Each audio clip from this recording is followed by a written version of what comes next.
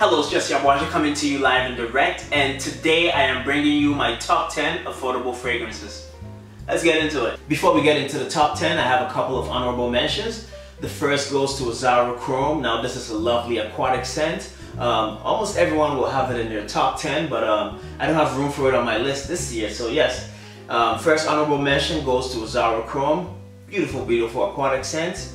The second honorable mention I have is Trenouille pour Homme by Armaf. Now this is a straight up clone of Creed's Green Iris Tweed. Another clone of Green Iris Tweed is Davidoff's Cool Water, which is also a great cheapie. But yes, these are my honorable mentions. They don't make it onto my list, so let's get into the top 10. On number 10, we have a tie between two fragrances. The cheapest on the list, which is Sea Salt and Fig by Kindred Goods, and the most expensive on the list, which is 1818 by Brooks Brothers. Now 1818, you're paying $60 US for a 6 fluid ounce bottle, which is 180 ml. Now if you do the math, it's coming to around, let's round it off to $30 US per 100 ml, which is quite the bargain. That's why I justified putting it on this list. Now this is a classic barbershop scent. I put it up there with the YSL Rive Gauchis because it's a great barbershop scent, to my nose at least.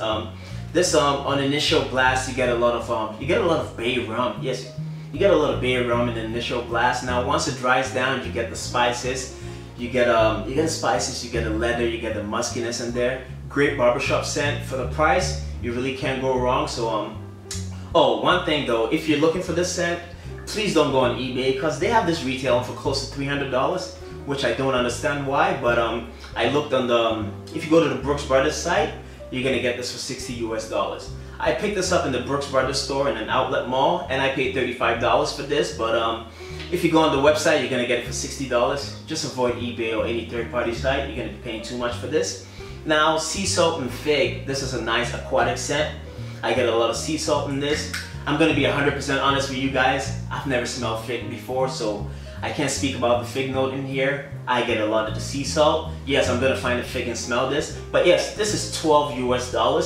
No, not $12 US. I paid 12 Canadian dollars. So in US dollars, you're probably paying around 8 for this. I picked this up at Old Navy. You can find this at Old Navy. There's some other Kindred Goods scents there, but the one that really stood out is Sea Salt and Fig. There's been a lot of buzz about this in the Facebook groups.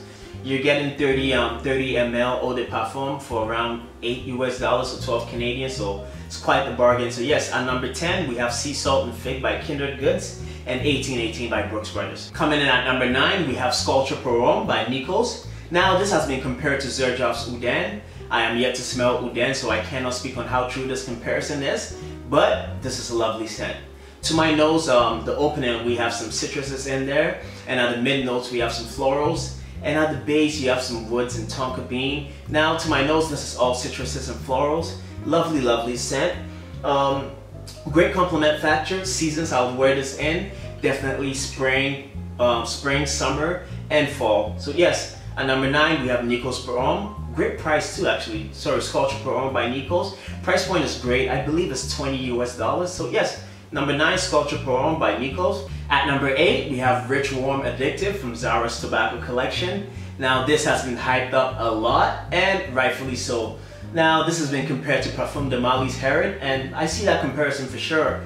Now let's keep it 100. This is a $19.99 fragrance. It isn't gonna match up with Herod, which is a niche scent. This has a slight synthetic opening, but in the dry down, you can definitely see some comparisons to Herod. This might be hard to find, but if you can get your hands on it, great price point. It's a great tobacco scent. You can't go wrong with it. At number 7, we have Altamare by Ted Lapidus. Now, to me, this is a very underrated scent. I'm actually surprised it isn't talked about more.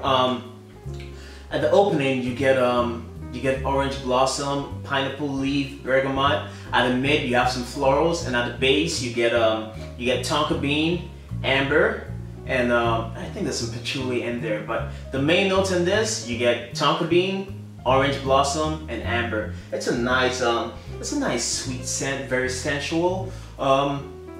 This best use, I believe, would be during nighttime, clubbing, dates. That's the best use to me. Price point is great. You're getting 125 ml from anywhere between $15 to about $20, $21. You can't go wrong. So yes, at number 7, we have Altamira by Ted Lapidus. At number 6, this is probably the most unique scent on the list. We have M Generation by Mabusen. Really unique bottle. You gotta like twist the top to get the to spray it. And like I said, this is very unique scent. It opens up with some spices. I believe this is pepper, Sichuan pepper. Yes, and from there it's all incense to my nose and some woods, incense and some woods. If you really like incense, this is for you. It's a lovely luxurious feel to it, very underrated to my nose. Great price point. I think it's $25 or under. You can't go wrong with it. If you like incense and some woods, this is definitely for you. Very unique scent. So yes, at number 6 we have M Generation by Mabusen. Coming in at number 5 we have Rojas Man. Now this is a gourmand lover's dream. This opens up with lavender, I believe. Sorry, I sprayed my hands all over. I believe I sprayed it here. Yes, this opens up with lavender, but then the main notes in this is coffee and vanilla. Now this bears similarities to Bon No. 9's New Harlem and Givenchy's Play Intense, which has a very special place in my heart. Also, on the cheaper side of things, this smells a lot similar to Michael Jordan's Legend, apparently. Number 5, Rojas Man. At number 4, we have a scent that has been discontinued, unfortunately. If you can find the Eau de Parfum version of this, that would be great, but this is the Eau de Toilette. We have Van Cleef & Arpels Midnight in Paris. Very gorgeous bottle. Now, this is a very leather dominant scent. You have some leather there. What else we have? You have some leather, tonka bean, incense, I believe. Lovely scent. Like I said, unfortunately, it's been discontinued. If you can find it at a great price, that'll be good. If you can find it on a discount size, that's great. But yes, unfortunately, this has been discontinued. It's killing my vibe a bit because of that. But yes, number 4, we have Van Cleef & Arpels Midnight in Paris. At number 3, we have one from the house of Versace, and this is the Dreamer. To be honest, to my nose, this is a masterpiece. Again, this has dominant notes of tobacco, lavender, tonka bean, and rose in the background. Now, tobacco, lavender, and tonka bean, it is really done well in this scent, in this fragrance, and I really enjoy this. I underestimated it because when I first bought it, I sprayed it and I didn't like the opening that much, and yeah, I just straight up dismissed it because I didn't like the opening. But again, I've been testing it recently. About a week ago, I let it sit on my skin for a bit, and the dry down is really lovely. I enjoy this scent very much. It's a masterpiece, to be honest.